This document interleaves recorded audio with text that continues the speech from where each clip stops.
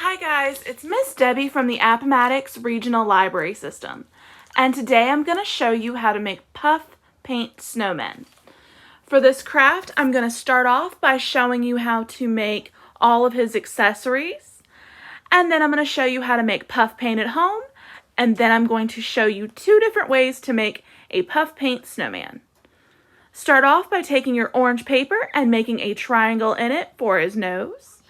And then you want 2 large circles for his eyes. And next you want to do a bunch of tiny little circles for his mouth. You can do as many tiny circles as you would like. And you can definitely use a hole punch for this step if you like. Now these are the only items you actually need for your snowman. A mouth, a nose, and eyes. But if you would like, you can continue and make him a hat. To make the hat, what you want to do is go to the edge of your paper and make 2 slits, and then come off those slits about 1 inch, and then cut all the way across to make a beautiful hat for your snowman. Once you've finished making your hat, you can make large black circles for buttons. And if you have a sheet of paper in a different color, you can make a long rectangle about 2 inches by 1 centimeter wide, and make a triangle at the end of that to make a beautiful scarf.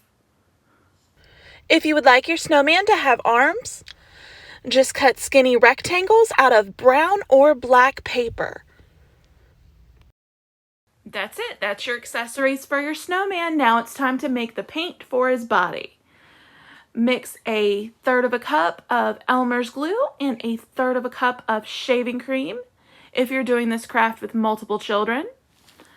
If you're only doing it with 2, I recommend using 1/4 cup of each. If you're doing it with just 1, 1/8 cup will actually do perfect. Once both of them are in the bowl, you want to beat them together, and you will beat out some of the air, but it will still be light and fluffy. Now we're going to move on to making our snowman. And this is a very interesting painting process. What you want to do is scoop the paint out and spread it out. So scoop it onto your paper and then spread it out.